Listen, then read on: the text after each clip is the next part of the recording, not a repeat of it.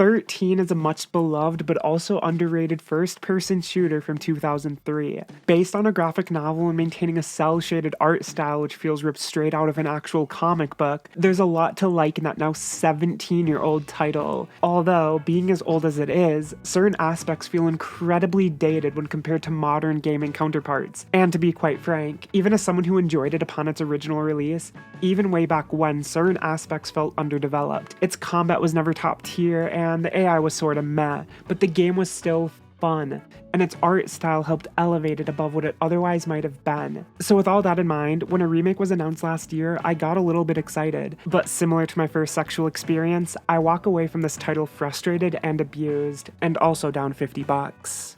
But no, really, for real, 13 is not just the worst game of this year, it is probably this generation's worst remake, period. I'll tell you the score right off the bat, it's a 1 out of 10, and that is not hyperbole, it is just that terrible. It is so busted that in its current state, I cannot finish it, and it's not for want of trying. As my long-term viewers are well accustomed to, partly because I always brag about it, for my reviews, I not only complete the games I score, but I often obtain the platinum. However, this title continues to crash so frequently that I am unable to beat it. The third level alone went to the dreaded blue screen 7 times, each one wiping out my level progression. I simply was unable to reach level 4, at least for a very long while. And let me be clear here, it never once crashed in the same location, meaning I couldn't just finagle my way around the crash zone by testing out different routes. It occurred in different areas and in different fights, but because I'm apparently into sadomasochism, I kept retrying it, and after much time had been wasted, I was able to eventually reach the level's end,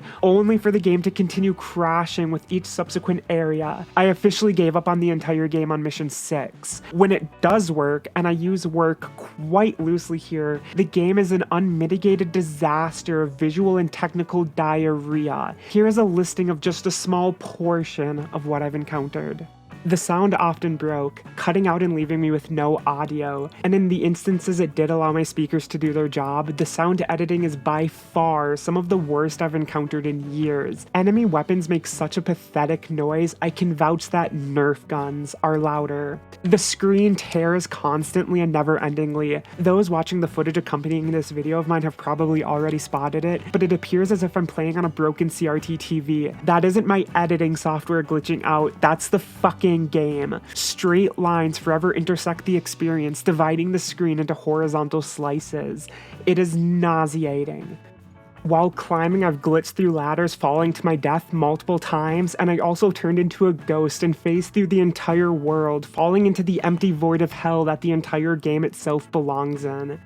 More than once, I got stuck in the game's geography, being whiplashed and thrown about. After a boss fight that itself was sorta broken because the AI just had him standing there doing nothing for a bit, I got stuck with a grenade in my hand, forbidden from throwing it or switching to another weapon. It only sorted itself out after I let myself die. It then did it a second time, which led to the game crashing. When guns do work, and you shoot the life out of someone, they just stand there for a second, seemingly confused before they remember they should fall down dead. That alone sums up much of the AI because it's also largely non-reactive. The original game's AI wasn't anything to write home about, but it wasn't this atrocious. Worth adding that all of this footage was recorded as I played on the game's hardest difficulty setting.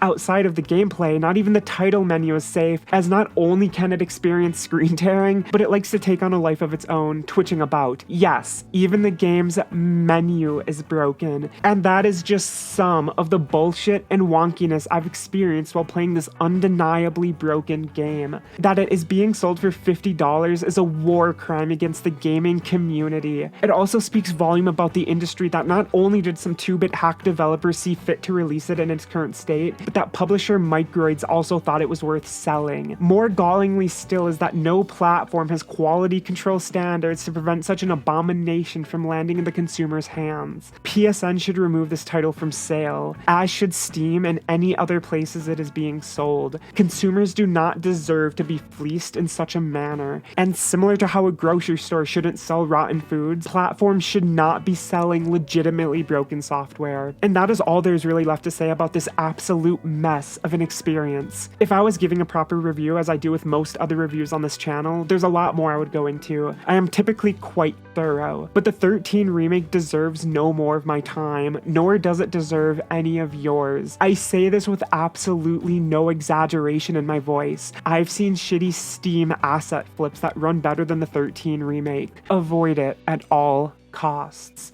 Now please excuse me as I go question the meaning of life, because this title makes me wonder if humanity even deserves a place in the universe at all. It is just that bad.